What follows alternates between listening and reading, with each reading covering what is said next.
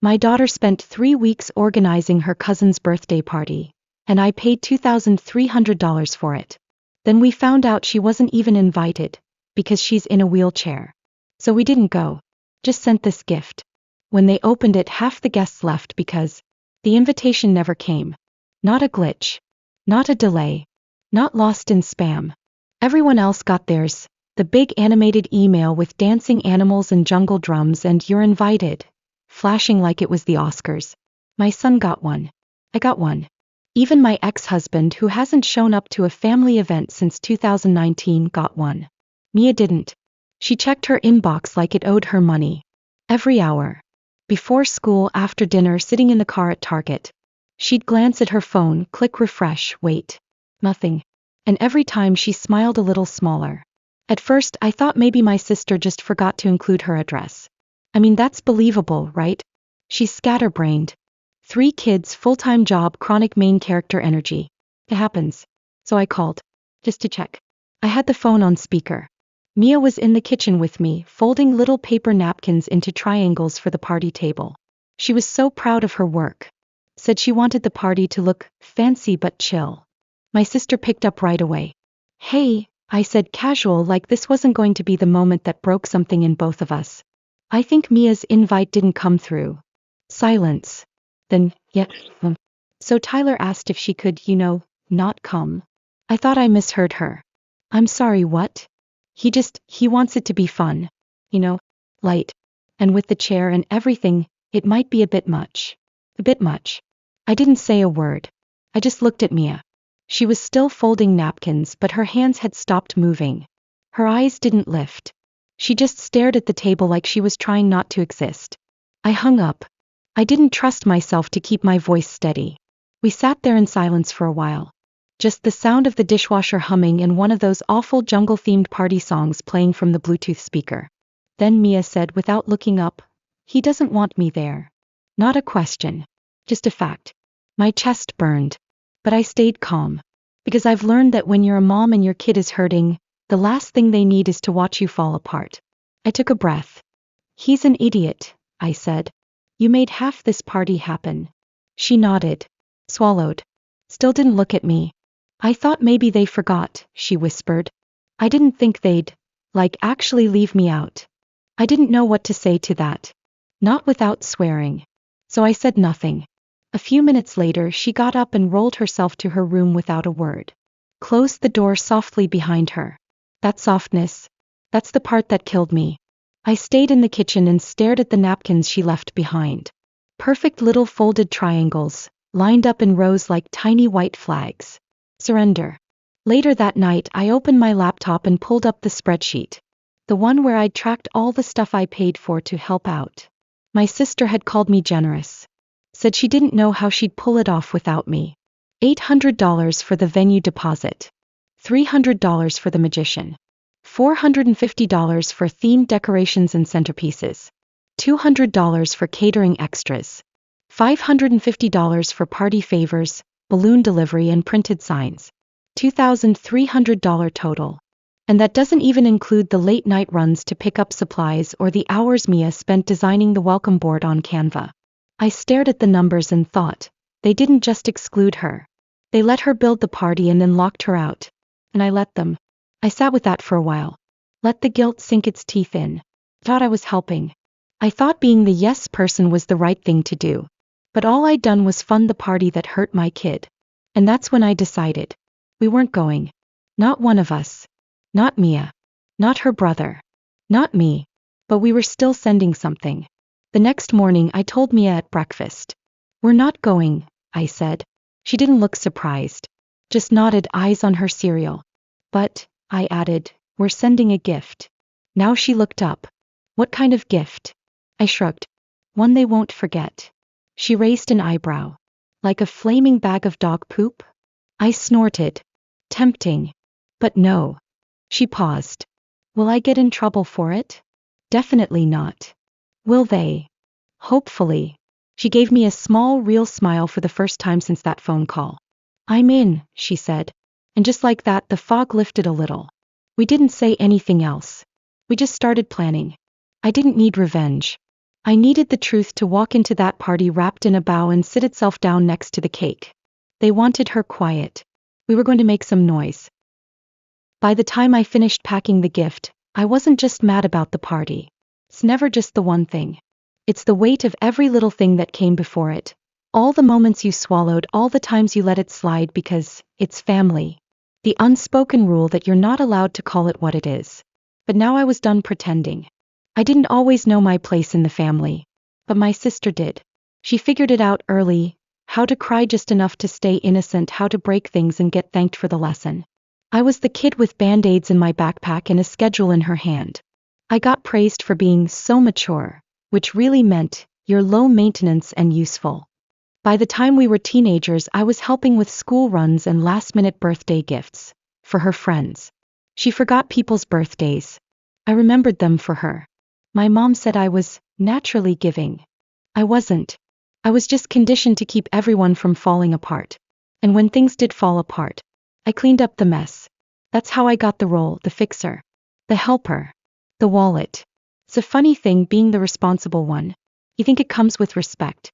What it really comes with is expectations. And silence. Because once you're seen as the strong one, no one checks if you're okay. They just hand you more weight. I remember the day my sister found out she was pregnant with Tyler. She showed up at my apartment crying, mascara down her face, no plan, no job, no clue. I held her for an hour, made her tea and told her it would be okay. Then I let her move in. Rent-free. She stayed for 8 months. Bought nothing. Cooked nothing. But the second she moved out and her boyfriend got his act together, she suddenly had a whole new set of boundaries. We need space now. You understand, right? I did. Of course I did. Because that's the job. Fast forward 12 years and here we are. My kid gets uninvited from the party she helped plan, and my sister doesn't even blink. Just tosses it out like it's a detail, like the chair is a logistical issue instead of an actual person. But what gutted me most wasn't what she said. It was how familiar it felt. Because Mia's been getting cropped out of this family since the day she started needing a ramp. The first time it happened, it was subtle. Christmas photo a few years back. Everyone's smiling in front of the tree. Mia's chair didn't fit the shot, so they zoomed in on the top half. It looked fine. Unless you knew what was missing. I didn't say anything. It was one photo. I told myself it didn't matter. Then came the birthday party with the outdoor-only venue, which turned out to be grass and gravel. Mia couldn't get 10 feet without her wheels sinking. My sister told me, "We didn't think of that part, sorry."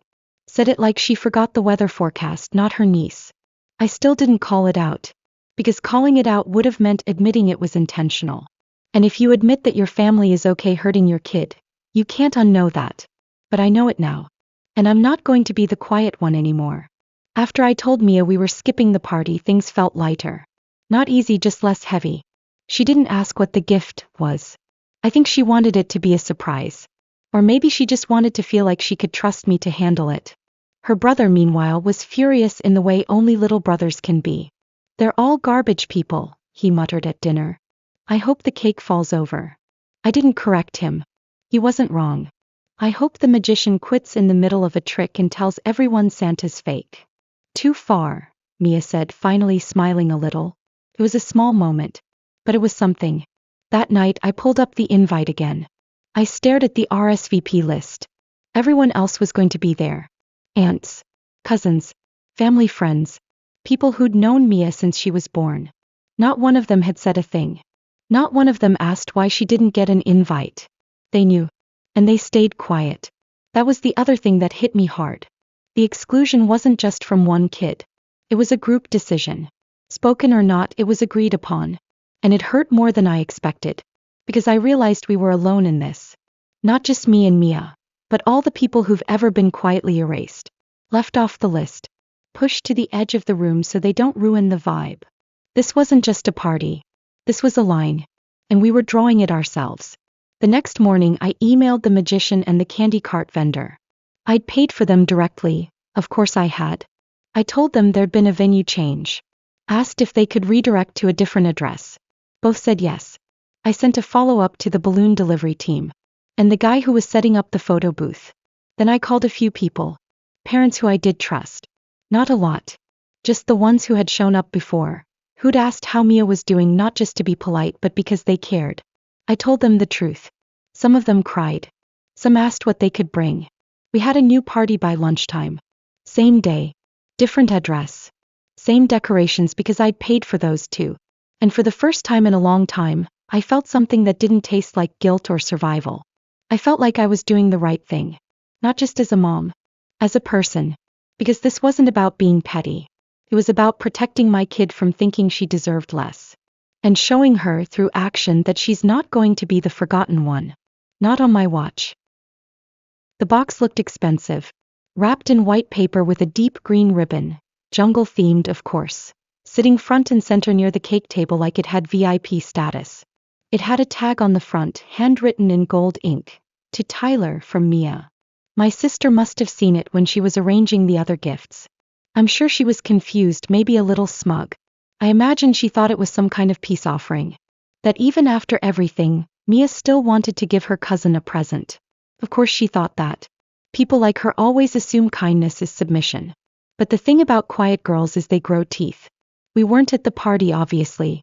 We were across town in our backyard, balloons tied to the fence, music playing, chairs set up on the lawn. Mia wore her favorite green dress and a gold headband. Her brother was manning the candy cart. The magician had just finished his first trick. We had lemonade in mason jars, kids running around, actual laughter. Kept checking my phone. I wasn't sure when it would happen, but I knew it would. I just didn't expect it to be so fast. At the real party, the one I paid for, the gift table was packed. But the box from Mia was different. Bigger. Shinier. Intentional. At some point someone must have asked about it. Probably a kid. They always notice the biggest present first. What's this one? Oh, that's from Mia, my sister must have said, probably a bit tight-lipped. Probably with a fake smile. Oh cool. Why isn't she here? Awkward pause. She couldn't make it. Someone inevitably decided it was time to open the box. Inside, a single tablet. Fully charged. Press play. So they did.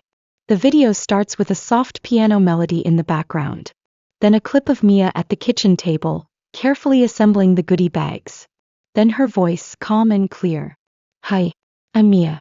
I helped make a lot of this party. I picked out the candy. I helped design the signs. I tied the ribbons on every single jar because I wanted everything to look amazing for my cousin. Cut to her holding a jar and smiling. I was really excited to come. But I didn't get invited. Because I use a wheelchair. Gasps. That's not an exaggeration. I've seen the video now. Multiple times. You can hear it. A few soft, oh my god whispers, someone saying, wait what? A dad in the background mutters, you've got to be kidding me. But the video keeps going. Mia again, still calm but a little more serious.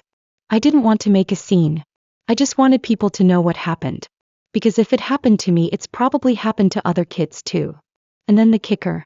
If you believe every kid deserves to feel welcome, we're having our own party today. There's food and games and music. And everyone's invited. Even if you're different. Especially if you're different. The screen fades to black. Then one line appears. Address is on the back of the tag. The silence afterward was heavy. And then it broke. Not into laughter. Into movement. First, a couple of parents started whispering. Then one mom said, loud enough to be heard, wait, she wasn't invited because of her wheelchair? Another added, she helped plan the party. Then a dad, I thought she was sick or something. This is messed up. And then slowly one family got up and left. No drama. Just packed up and walked out. Then another. And another. Kids started asking questions. Why wasn't Mia invited?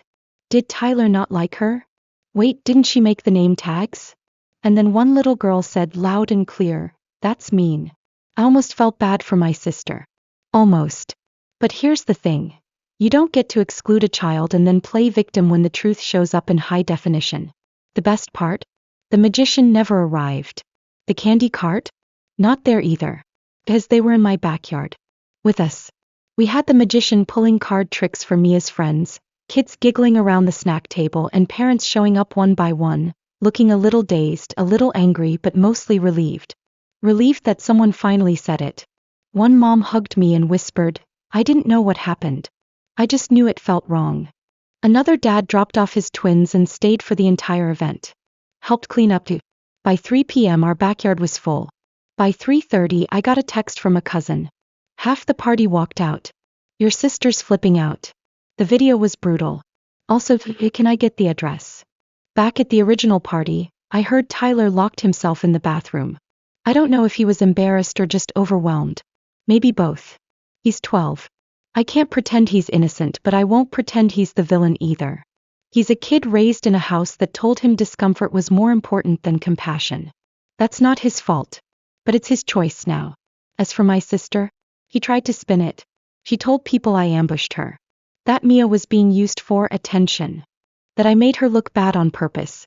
But here's the thing about video evidence. It doesn't really care how you spin it. People saw Mia's hands tying bows. Her voice steady. Her face quiet and brave. They saw the truth. And they responded. At the end of the night, Mia sat on the porch with her brother, eating the last cupcake. She looked tired but happy. She asked, "Do you think they're still mad?" I shrugged. "Probably." She smiled. "Good." And for the first time in a long time I didn't feel like I had to clean up the mess. I didn't feel like the bad guy for standing up for her. I just felt like a mom who did her damn job. The text messages kept coming all night. Some supportive. Some not. I ignored most of them. Except one from a number I didn't recognize. He said, "She's braver than most adults I know." I showed it to Mia. She nodded and said, "I'm glad we sent the gift." I clinked my juice glass against hers. "Best gift I've ever given," I said. I knew it wouldn't end with the video. Not with my sister. Not with how she operates. She's not the type to sit quietly when the mirror gets held up to her face. Especially when it's playing on a tablet in front of 50 party guests. The morning after, I woke up to over 40 unread messages. Group chats. Missed calls. A few voicemails that started with, "I just think it's sad that," and ended with me pressing delete. Then came the email. Subject line. "We need to talk about what you did." I didn't open it. Didn't need to. I already knew what it would say. Something about how I attacked the family, ruined Tyler's special day, and made a public spectacle out of a private misunderstanding. Because that's what she does. He spins. She reframes. She makes herself the victim of the mess she caused. But what I didn't expect, what caught me off guard, was the second wave. The lies. She started telling people Mia faked being uninvited. That she was always on the list. That it was just a scheduling mix-up, blown out of proportion by my emotional instability. Her words. She told extended relatives I manipulated the video. That it wasn't Mia's idea. That I made her say those things to humiliate Tyler. Then she really outdid herself. She told a few mutual friends that Mia was going through a phase and acting out for attention. And that her disability had become a personality. That one nearly sent me through the roof. I thought about calling her. About writing a long response with all the receipts, the text logs, the absence of an invite, the recorded call. But I didn't. Because I knew something she didn't. When you lie in a house full of windows, you don't get to scream when the truth comes knocking. And it did. Turns out kids talk. So do parents. One of the moms who'd been at the party posted a long note in a private parenting group on Facebook. She didn't name names, but she didn't have to. It was about how we talk to our kids about exclusion, how easy it is to justify cruelty when it's dressed up as the vibe, and how silence makes you complicit. That post got shared. A lot. Someone else posted a clip of the video with the caption. She helped plan the party. Then she wasn't invited. That one. The comments were brutal. She's 12 and handled it better than most adults. I would have burned the whole party down. This is what ableism looks like in real life. Subtle. Dismissive. Casual. And disgusting. Tell her she's a hero. My sister tried to clap back. Made a few vague posts about false narratives and toxic behavior disguised as advocacy. Didn't work. Because the thing about public sympathy is that it only works when people still believe you deserve it. He finally texted me 3 days later. He went too far. We could have talked. But now it's beyond repair. Hope you're happy. I stared at it for a long time. And then I replied. You uninvited my daughter from her cousin's birthday because of her wheelchair. You lied about it. Then you tried to make her look like the problem. We're not beyond repair because of what I did. We're beyond repair because I finally stopped pretending you didn't mean it. Walked. Done. I didn't need to hear anything else. And I didn't owe her anything. But she wasn't finished. A few days later, Mia came home from school with a tight face and watery eyes. Tyler told people I edited the video to make him look bad, she said, dropping her bag. And that I hacked his mom's email and deleted my invite. She wasn't crying. She was just tired. The kind of tired you feel in your bones when you've been trying too hard for too long. I sat down with her. Do you believe any of that? She shook her head. No. But it still sucks. It does, I said. And I'm sorry. She nodded. I thought maybe it would be over. I didn't lie. I didn't say it would be. I just said, people show you who they are. And now we know. We spent the evening making brownies. I let her pour the batter and lick the spoon even though she said she was too old for that. She smiled anyway. A week later, her school counselor called me. Apparently, several kids, including some who hadn't been invited to the party either, had started a little club. Nothing official. Just a group that eats lunch together and makes sure no one sits alone. They called it Mia's Table. The counselor said, she didn't ask for it. But she shows up every day. He's kind. She listens. She's not just included, she's leading. I thanked her and cried in my car for 10 minutes before I could drive home. By the end of the month, things were quiet. My sister stopped posting. Tyler kept his distance at school. My parents called once, left a voicemail that said, we hate being in the middle. Can't you two just work it out? I didn't respond. Because they weren't in the middle. They were just silent. And silence is a side. I quietly pulled back from everything. No more group texts. No more holiday planning. No more helping with just one more thing. I even returned the last invoice for the party to the vendor. Marked it, cancelled by request. Left her to figure out the mess herself. Felt good. Not vengeful. Just clean. Like closing a tab that had been draining my battery for years. One night Mia and I sat on the porch wrapped in blankets. She looked up and said, do you think it was worth it? I didn't ask what she meant. I knew. I thought for a long time before answering. Yes, I said. Because I'm not going to teach you to shrink yourself just so other people stay comfortable. She nodded. I don't think I'll ever forget it. You're not supposed to, I said. But that doesn't mean you carry it forever. Just long enough to know what you'll never tolerate again. She didn't say anything else. We just sat there and let the quiet settle in. That weekend she got a new party invite. A classmate she barely knew but who saw the video. The note said, you were the first person I wanted to invite. You seem like the kind of person who makes things better just by being there. Mia read it twice. Then handed it to me like she wasn't sure what to do with it. Go, I said. She did. And when she came home she had 2 new friends, a cupcake and glitter on her shoes. She smiled as she pulled off the paper wristband they gave everyone at the door. It said all are welcome. She taped it to her bedroom mirror. Sometimes I still wonder if I went too far. I mean, Tyler's 12. A kid. And yeah, the adults made the real choices, but it was still his birthday. And what happened, it did ruin it. The gift, the video, half the guests leaving. That's what everyone remembers now. Not the cake. Not the games. Not the jungle balloons I paid for. And part of me thinks, maybe I should have handled it differently. Maybe I should have taken the high road. Had a quiet conversation. Let it go. But then I think about Mia. How small she looked when she realized she wasn't invited. How hard she tried to smile. How long she worked on those party favors, not knowing they'd never even make it to the table.